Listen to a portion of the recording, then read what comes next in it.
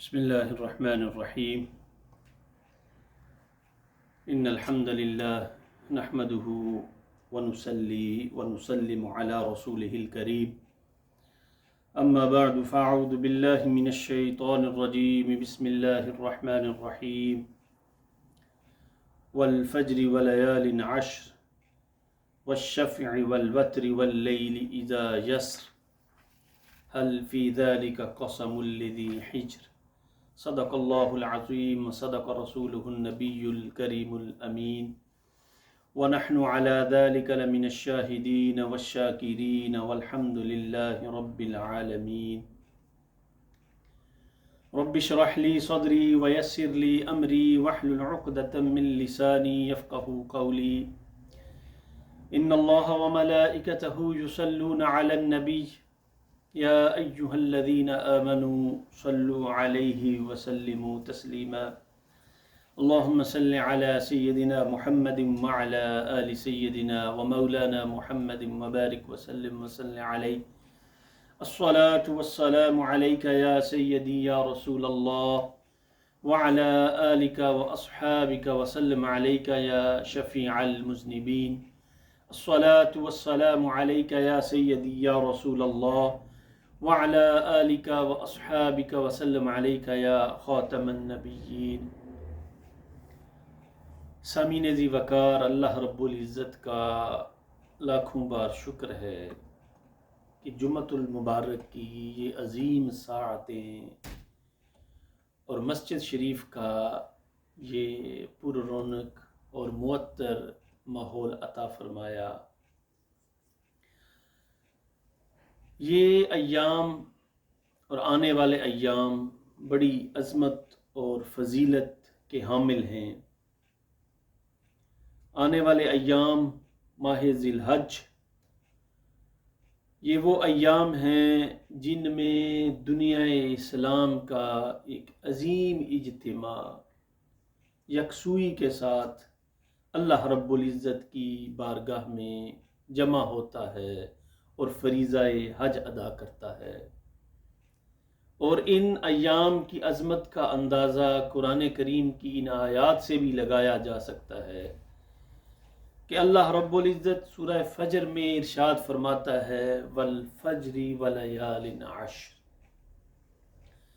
قسم ہے مجھے اس صبح کی ولیال عشر، اور ان مقدس 10 راتوں کی قسم ہے۔ اکثر مفسرین نے ان 10 راتوں سے مراد یہ ذی الحج کی ابتدائی 10 ایام کہا ہے۔ والشفع والوتر، اور قسم ہے جفت اور طاق راتوں کی، واللیل اذا یسر، اور رات کی قسم جب وہ گزرنے لگے۔ فرمایا قسم ہے فجر کی، اس فجر سے مراد متعدد اقوال ہیں، بلکہ اس سے مراد ہر صبح کی فجر مراد ہے، جو جب طلوع ہوتی ہے تو رات کی تاریکی ختم ہو جاتی ہے، ہر طرف روشنی پھیل جاتی ہے، تو اللہ رب العزت نے اس وقت کی قسم کھائی ہے وَلَيَالٍ عَشْرٍ، اور 10 راتوں کی قسم کھائی ہے۔ جیسا کہ میں نے پہلے عرض کیا کہ اکثر مفسرین نے ان 10 راتوں سے یہ ذی الحج کے پہلے 10 ایام مراد لیے ہیں۔ والشفع والوتر، اور جفت کی قسم اور طاق کی قسم، اس میں مختلف اقوال ہیں۔ کچھ احباب، کچھ مفسرین کہتے ہیں شفع سے مراد تمام مخلوق ہے جو جفت ہے، اور طاق والوتر اس سے مراد اللہ رب العزت کی ذات ہے۔ اور کچھ مفسرین کا یہ خیال ہے کہ اس سے مراد وہ نمازیں ہیں 2 اور 4 رکعتوں والی نمازیں، اور وتر سے مراد جو 3 رکعتوں والی نمازیں ہیں وہ مراد ہیں۔ واللیل اذا یسر،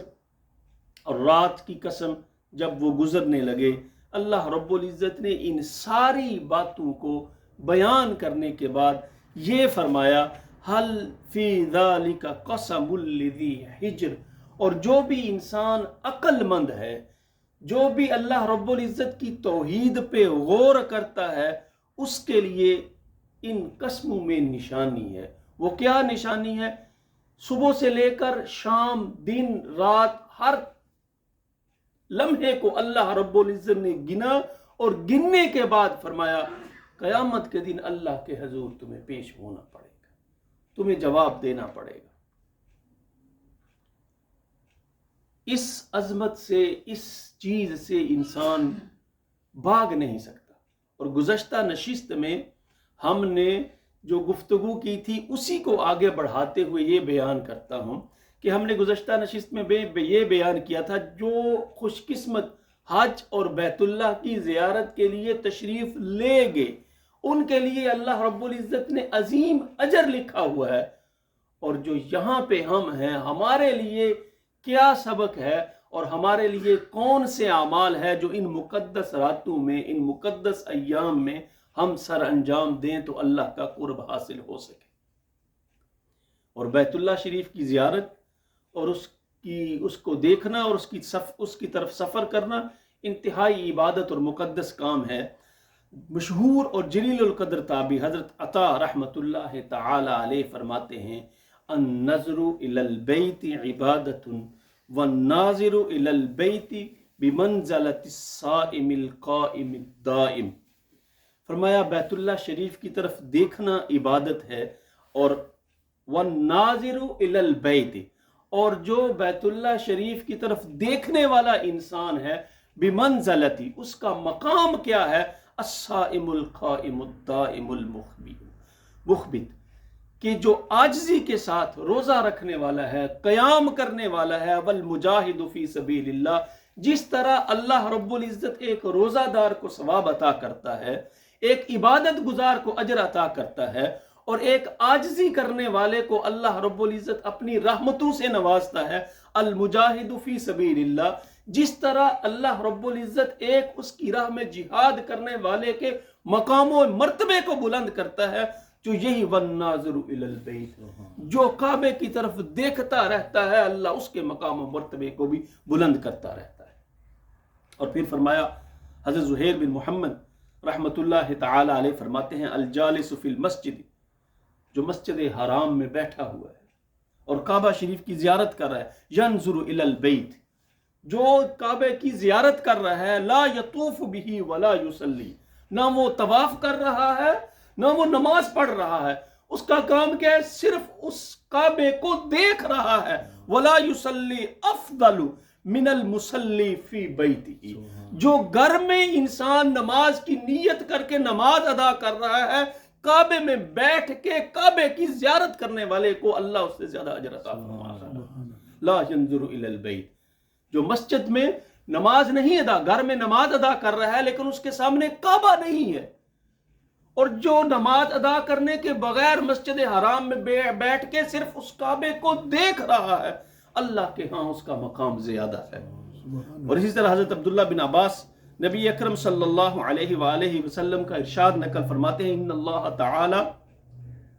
ينزل فی کل یوم ولیلۃ 20 و100 رحمت، اللہ اکبر، اللہ رب العزت ہر روز 120 رحمتیں جو ہیں وہ نازل فرماتا ہے۔ ینزل علی ھذا البیت، اللہ رب العزت خانہ کعبے، اس بیت اللہ شریف کے ارد گرد طواف کرنے والوں کے اوپر اللہ رب العزت 120 رحمتیں نازل فرماتا ہے۔ 60 للطائفین، جو طواف کرنے والے ہیں 60 رحمتیں سے اللہ رب العزت انہیں نواز دیتا ہے۔ و40 للمصلین، اور 40 رحمتیں جو ہیں جو نماز ادا کرنے والے ہیں اللہ رب العزت انہیں عطا فرماتا ہے۔ و20 للناظرین، اور 20 رحمتیں جو صرف وہاں پہ بیٹھ کے کعبے کو دیکھ رہا ہوتا ہے۔ اب جب آپ کبھی جائیں نا تو ہوتا ہے بندے کا دل کرتا ہے بس کچھ بھی نہ کروں، بس اس کعبے کو میں دیکھتا رہوں دیکھتا رہوں دیکھتا رہوں۔ تو فرمایا اس کے لیے اللہ رب العزت نے 20 رحمتیں خاص کی ہوئی ہیں، اللہ رب العزت 20 رحمتوں سے اسے نوازتا ہے۔ اور بیت اللہ شریف کی طرف دیکھنا خالص ایمان کی نشانی ہے۔ النظر الی الکعبۃ محض الایمان، کہ بیت اللہ شریف کی طرف محبت و عقیدت کے ساتھ دیکھنا خالص ایمان کی نشانی ہے۔ اور حضرت سعید بن مسیب رحمت اللہ تعالی علیہ فرماتے ہیں من نظر الی الکعبۃ ایمانا وتصدیقا خرج من الخطایا کیوم ولدتہ امہ، کہ جو انسان جس نے کعبے کو ایمان اور تصدیق کی حالت میں، من نظر الی الکعبۃ ایمانا و تصدیقا خرج من الخطایا، اللہ رب العزت اس کے گناہوں کو مٹانا شروع کر دیتا ہے، اللہ اس کو گناہوں سے پاک کر دیتا ہے۔ کیوم ولدتہ، دوستو نیت انسان کی ہونی چاہیے، ارادہ انسان کرے، اللہ رب العزت اتنے مواقع عطا کرتا ہے۔ والذین جاہدوا فینا لنہدینہم سبل، اور آؤ تو صحیح ہماری بارگاہ میں، تم آؤ گے تو ہم راستے خود بخود کھولتے جائیں گے، تم آؤ گے راستے خود بخود کھلتے جائیں گے۔ اب راستے کیسے کھلتے جائیں گے؟ دیکھیں نا، اللہ رب العزت نے چھوٹے چھوٹے اعمال میں اللہ رب العزت نے پہاڑوں جتنا بڑا بڑا ثواب عطا کیا۔ من مشا الی صلاۃ مکتوبۃ فی الجماعہ، سبحان اللہ، جی صاحب کیا کمال اللہ رب العزت، یہ آقا علیہ الصلوۃ، حضرت ابو امامہ رضی اللہ تعالیٰ عنہ اس حدیث کے راوی ہیں، آقا علیہ الصلوۃ والسلام نے فرمایا جو آدمی جماعت سے فرض نماز پڑھنے کے لیے نکلتا ہے، من مشا، جو نکلا، الی الصلاۃ المکتوبہ، فرض نماز ادا کرنے کے لیے نکلا، فہی کحجۃ، وہ ایسے ہے جیسے کو حج کے لیے نکل رہا ہے۔ ومن مشا الی صلاۃ تطوع، اور اگر کبھی حافظ صاحب نے اعلان کر دیا آج فلاں ٹائم پہ ہم صلاۃ و تسبیح ادا کریں گے،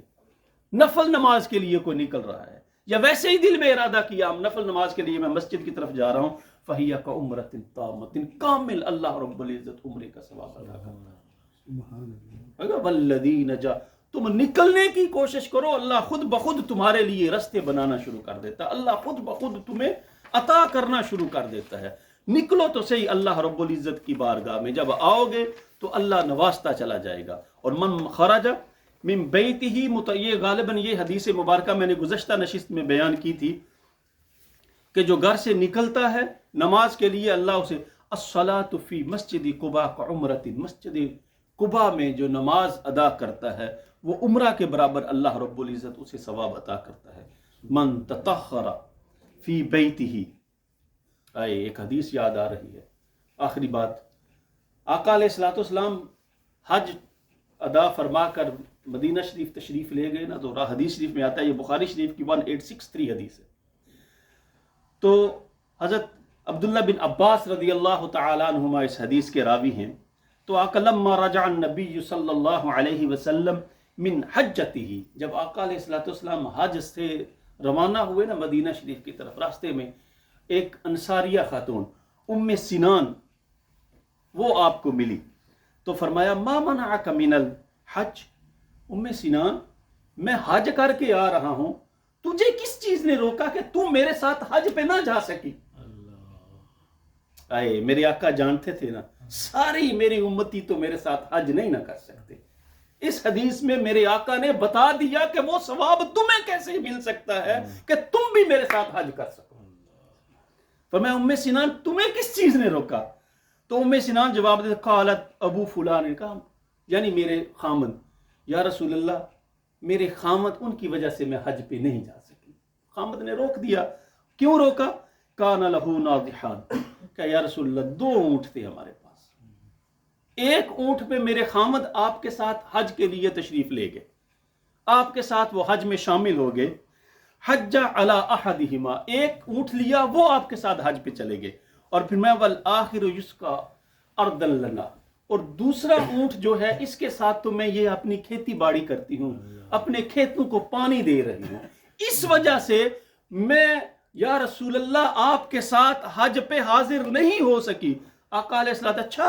اس وجہ سے تم حاضر نہیں ہو سکی؟ قال فإن عمرة فی رمضان تقضی حجة او حجة معی، رسول اللہ صلی اللہ علیہ وسلم میں سنان نہ گھبرا، پھر اگر موقع ملا نا تو رمضان میں عمرہ کر، رمضان میں عمرہ کرنا حج یا گویا میرے ساتھ حج کرنے کے برابر ہے۔ میرے آقا جان لجپال ہیں نا، وہ جانتے تھے میری سارے امتی تو نہیں نا میرے ساتھ حج کر سکتے، تو وہ ثواب کے لیے آقا علیہ الصلوۃ والسلام نے فرمایا ام سنان رمضان میں عمرہ کر، اللہ تجھے ایسا ہی اجر عطا کرے گا جیسے تو نے میرے ساتھ حج کیا ہے۔ دعا ہے اللہ رب العزت ان ایام کی ہمیں قدر کی توفیق عطا فرمائے، اور اللہ رب العزت اپنا قرب نصیب فرمائے، اور سب سے مختصر اور سب سے اہم یہ کہ اسوہ رسول صلی اللہ علیہ وآلہ وسلم کی توفیق دے، دنیا کی ساری کامیابیاں اسی میں پنہاں ہیں کہ ہم محمد مصطفیٰ کے غلام بن جائیں۔ اللہ عمل کی توفیق عطا فرمائے۔ وآخر دعوانا ان الحمد للہ رب العالمین۔ سنتے ہیں